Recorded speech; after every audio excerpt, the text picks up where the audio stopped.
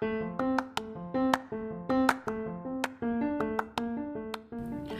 to Sacrilegious Discourse. I'm husband. And I'm wife. Together, we're reading the Bible for the very first time.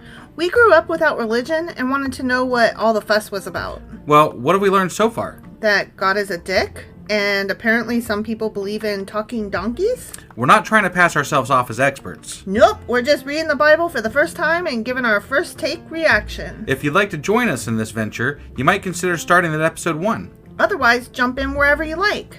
All right, let's go read the Bible. Yeah, let's get to it.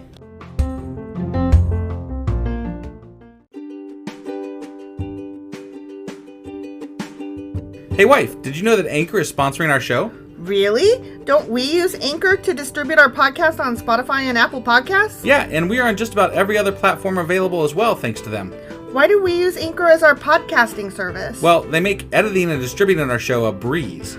What if one of our listeners wants to start their own podcast? Then they should head over to anchor.fm or download the app to get started. Awesome! You guys should go do that right now! Husband? Wife. Do you remember what happened yesterday? It was David's killing people and then hiring a secretary? Basically, yeah, but don't forget that he maimed horses too. Oh, yeah, that was right. For no reason. Yeah, that was stupid. I agree. You own them. Like, why would you maim them? I have no That's idea, dumb. But apparently I'm reading the Bible with an agenda and I can't possibly understand, so... Right, I don't know. Right. I think it was a dumb plan. It was a dumb plan. The fuck do I know? Right? So, anyway, that was a short chapter, and that was 2 Samuel chapter 8. And today we are doing... 2 Samuel chapter 9. Oh, yeah? Yeah. Okay, let's do it.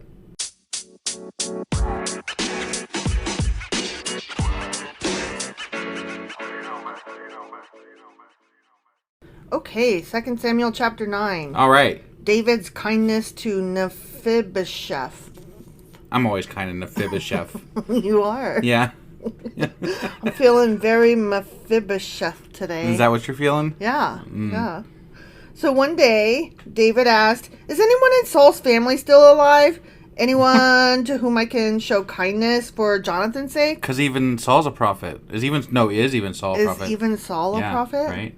But he wants to show them kindness for Jonathan's sake. Oh, okay. Like, yeah, your fucking wife, Michael, asshole. Right. she's still alive. Yes, and you're mean to her. Right. Dumbo. Yeah. He summoned a man named Ziba, who had been one of Saul's servants. Are you Ziba? The king asked. Yes, sir, I am, Ziba replied. The king then asked him, "Hey, is anyone still alive from Saul's family? If so, I want to show God's kindness to them." Aside from my wife, because fuck her. Yeah, fuck Michael all the way to Mars. Ziba replied, "Yes, one of Jonathan's sons is still alive. He is crippled in both feet." Is that the one that they dropped? They dropped his ass. They dropped him and crippled him. Okay. Okay. So there is a reason they mentioned them, I guess. In parentheses voice. Right, yeah. Like 2 chapters ago. Yeah, they're like, we're going to mention this guy later. Keep paying attention to him. Keep his name in the back of your Happen. mind. Wink, Yeah. wink, wink, wink. "Where is he?" the king asked.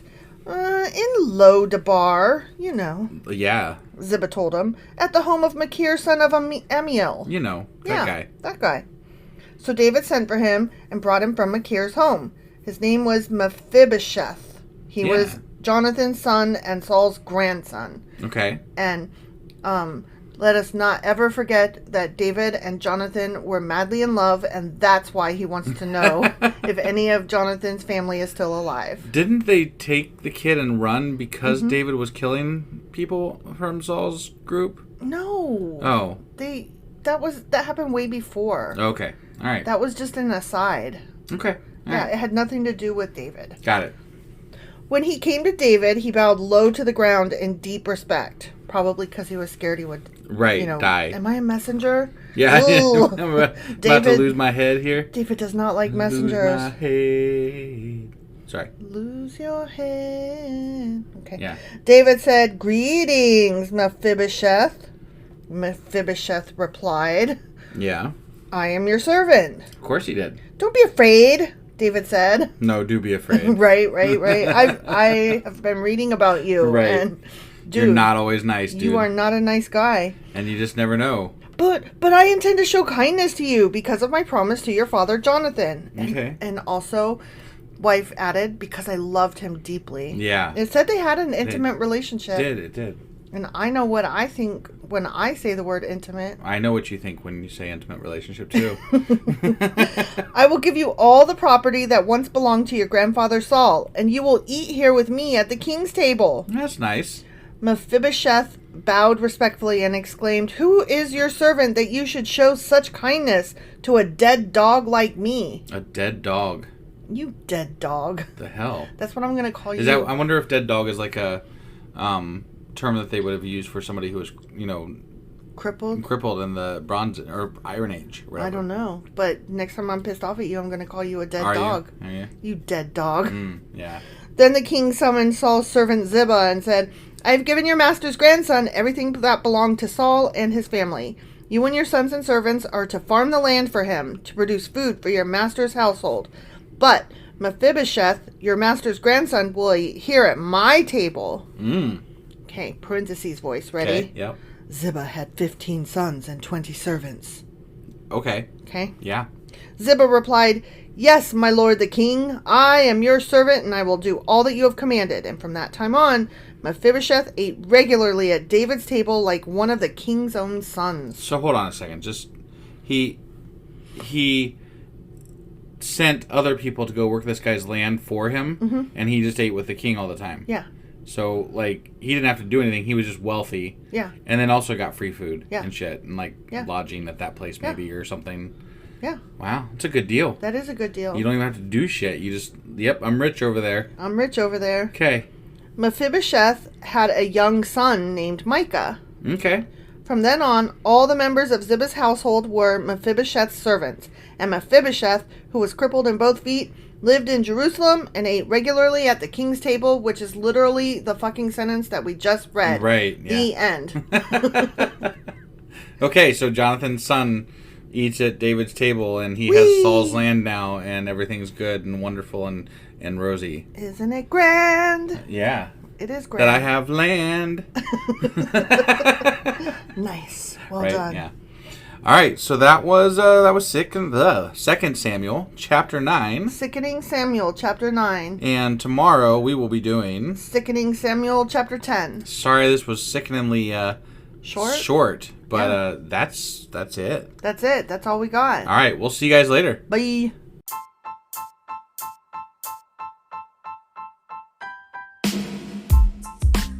Hey, wife, I guess that's the end? But husband, that's just sad. It doesn't have to be. We are on lots of social media platforms like Twitter.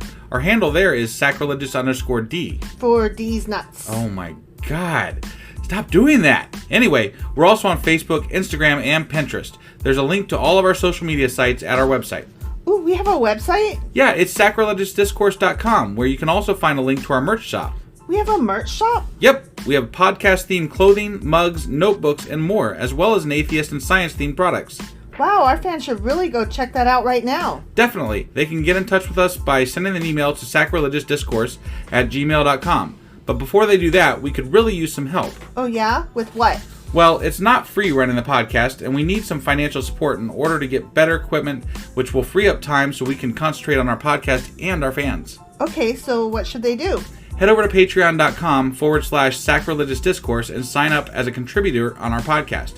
Supporters there receive additional bi-weekly episodes that we record just for our Patreon members for as little as $2 a month. Also, we'd really appreciate it if you would like and subscribe on whatever platform you're using. And Apple Podcast reviews help us out tremendously. Like and subscribe. Leave an Apple review. Join us on Twitter. Support us on Patreon. That's a lot of instructions. Don't forget to say thanks. Thanks. Okay, bye.